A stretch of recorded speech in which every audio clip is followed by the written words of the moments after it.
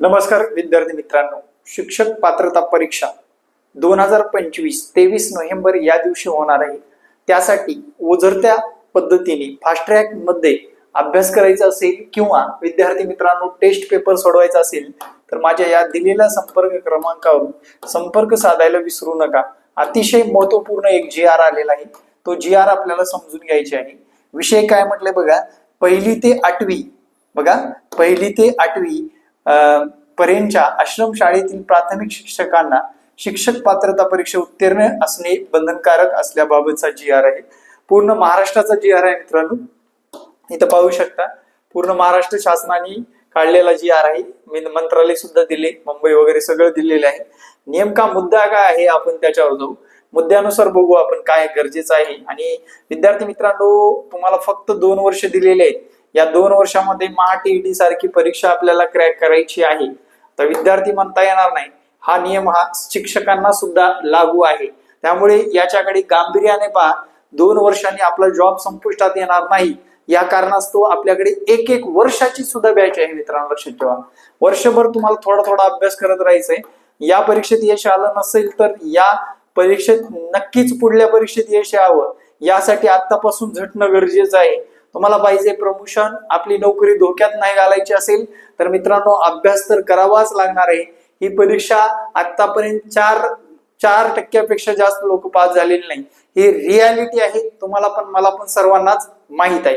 पुढल्या वर्षी सुद्धा नोव्हेंबर महिन्यामध्ये TET एक्झाम होते म्हटल्यानंतर आतापासून नोट्स कलेक्ट करणे, अभ्यास करणे, वेळोवेळी जे काय आमच्यासारखे ऑनलाईनच्या माध्यमातून मार्गदर्शन करतात त्यांच्याकडे लक्ष केंद्रित करणे खूप महत्वाचं आहे। ठीक आहे, हा नंबर आहे, आता सेव्ह करा। मार्गदर्शन हवं असेल तर मला कॉल किंवा मेसेज करू शकता आणि क्लास जॉईन करून विद्यार्थी मित्रांनो ही परीक्षा क्रॅक करू शकता। ठीक आहे, आपले वर्षभर क्लास असतात, लक्षात ठेवा वर्षभर। काय म्हटले बघा इथे, बालकाचा मोफत व सक्तीच्या शिक्षणाचा हक्क अधिनियम 2009 मधील तरतुदीनुसार सर्व शिक्षकांना शैक्षणिक व व्यावसायिक शिक्षक पात्रता परीक्षा उत्तीर्ण होणे अनिवार्य करण्यात आले आहे।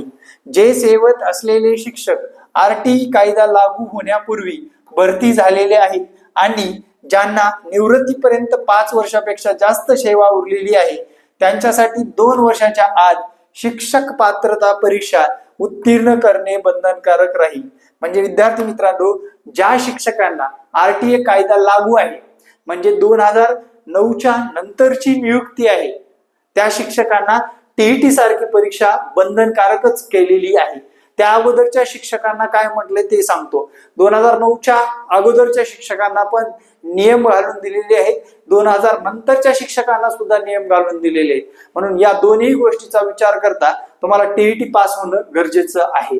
ठीक आहे, त्यानंतर म्हटले जे सेवेत असलेले RTE मिळवण्यासाठी नियम बघा। त्यानंतर जे सेवेत असलेले शिक्षक RTE कायदा लागू होण्यापूर्वी भरती झालेले आहेत आणि ज्यांना निवृत्तीपर्यंत 5 वर्षापेक्षा जास्त सेवा उरलेली आहे त्यांच्यासाठी 2 वर्षाच्या आत शिक्षक पात्रता परीक्षा TET उत्तीर्ण करणे बंधनकारक राहील। विहित मुदतीत शिक्षक पात्रता परीक्षा TET उत्तीर्ण न केल्यास त्यांच्या सेवा तात्काळ संपुष्टात येईल। संपुष्टात म्हणजे त्यांना निवृत्त केलं जाईल। अशा कर्मचाऱ्यांनी सक्तीने निवृत्त केले जाईल आणि जेवढे हक्काचे निवृत्त पश्चात लाभ आहेत ते दिले जातील। मात्र निवृत्ती लाभ मिळवण्यासाठी शिक्षकाने नियमानुसार आवश्यक सेवा काल पूर्ण केलेला असणे आवश्यक आहे। नियमानुसार आवश्यक सेवा काल तुमचा पूर्ण होणं गरजेचं आहे। वर्ग कोणता हे पण लक्षात ठेवा, 1ली ते 8वी, जे की 2009च्या कायद्यानुसार मोफत व सक्तीचे शिक्षण आहे। ज्या शिक्षकांना RTE 2009चा कायदा लागू आहे त्या शिक्षकांना हे बंधनकारकच आहे आणि ज्यांची सेवा 5 वर्षापेक्षा कमी राहिलेली आहे त्यांच्यासाठी काय सांगितले पुढे आपण मुद्देसूद बघू। पहा मित्रांनो, पुढे काय म्हटले बघा, ज्या शिक्षकांची सेवा 5 वर्षापेक्षा कमी शिल्लक आहे असे शिक्षक पात्रता परीक्षा उत्तीर्ण न करताही निवृत्त वयापर्यंत सेवेत राहू शकतील।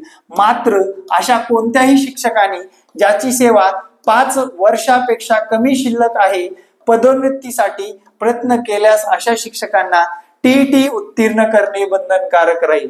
TET उत्तीर्ण करणे बंधनकारक राहील।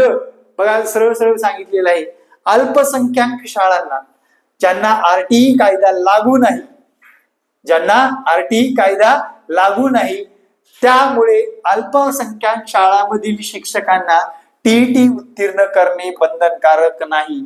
टीईटी उत्तीर्ण करणे बंधनकारक नाही. त्यामुळे विद्यार्थी मित्रांनो हे समजून घ्या, खूप महत्वाची माहिती आहे. तुमची नोकरी धोक्यात आहे की सेफ्टी आहे हे आपल्याला आजच पाहणं गरजेचं आहे. त्यामुळे 2 वर्षाचा कालावधी दिलेला आहे. या 2 वर्षांमध्ये मित्रांनो तुम्हाला ही टीईटी एक्झाम क्रॅक करायची. बऱ्याच जणांनी याला हलक्यात घेतलं यावर्षी, बरोबर, या परीक्षेला हलक्यात घेतलं आणि याच्याकडे दुर्लक्ष केलं. पण टीईटी 2026 किंवा सीटीटी एक्झाम 2026 ची हातातली नाही गेली पाहिजे या कारणास्तव तुम्ही काय करू शकता, आतापासून अभ्यासाला लागू शकता. ग्रो अकॅडमीचं एकही दिवस चॅनल बंद नसतं, कंटिन्युअसली विद्यार्थ्यांना शिकवलं जातं. मित्रांनो ज्यांना पाहिजे त्यांनी मला या संपर्क क्रमांकावर संपर्क साधायला विसरू नका. फीस अगदीच कमी आहे सध्या आणि नंतर फीस वाढवली जाणार आहे.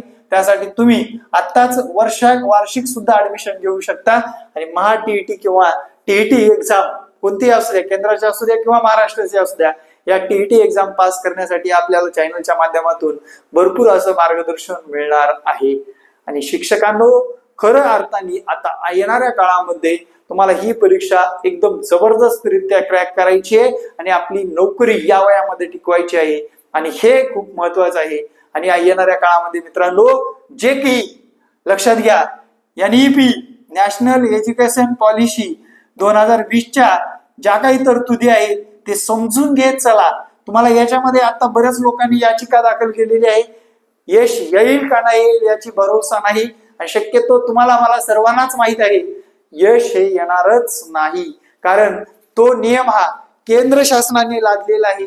महाराष्ट्र शासन व इतर राज्यामध्ये सर्व ठिकाणी हा नियम लागू असल्यामुळे आपल्याला याच्यावर कुठलंही बंधन का आणता येणार नाही. आणि हा GR जर बघितला, हा GR तुम्ही सुद्धा पाहू शकता, डेट बघू शकता. महाराष्ट्र शासनाच्या कक्ष अधिकाऱ्यांनी हे मांडलेलं आहे परिपत्रक आणि त्यांच्या हस्ताक्षरामध्ये 17/10/2025 ला हे पत्रक व्हायरल होतंय. आणि मित्रांनो याला सिरियस घेणं तेवढंच महत्वाचं आहे. आगामी 2026 मध्ये तरी ही परीक्षा आपल्याकडून क्रॅक झाली पाहिजे, या दृष्टीने आपले पावलं उचलले पाहिजे. Thank you very much. जय हिंद मित्रांनो, भेटू नेक्स्ट व्हिडिओ मध्ये. जय हिंद, जय महाराष्ट्र. धन्यवाद.